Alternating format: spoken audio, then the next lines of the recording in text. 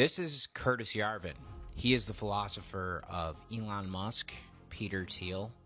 He's a racist, misogynist, monarchist. And turns out he's a villain because the furries were the first people to stand up to his nonsense.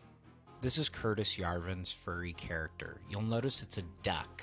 And technically ducks don't have feathers. The furries welcomed a new member to their ranks because they are open, accepting community that loves one another. They had no problem with it. But Yarvin had a problem with it because Yarvin, being the know-it-all, mansplaining nerd that he is, couldn't accept the fact that his character wasn't a mammal and therefore didn't have any fur.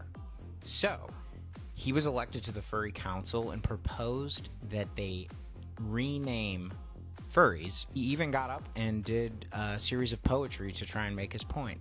Furry Council told him he could call himself whatever he wanted, but they were going to stick with the name that they started under. This broke Yarvin. So he jumped onto a bunch of furry chat rooms in the early internet and began to insult various people about their characters' biological and genealogical inaccuracies. That is when the furries launched Operation Duck Hunt. Everybody at the National Furry Convention dressed up as Curtis Yarvin's character and just proceeded to have a really good time. They were all having fun, taking pictures, doing little tea parties, things like that.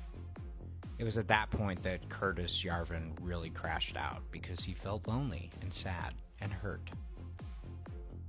And that is when he adopted the moniker Mencius Moldbug, and the scope of his political tyranny broadened to the wider world. And he linked up with a young Peter Thiel, an equally tyrannical, equally frustrated dweeb who recently tried to throw a convention that would outlaw ice cream because Peter thought that too many people liked ice cream. This is just satire. None of it's true, but I enjoyed making fun of Curtis Yarvin because he's not a good person.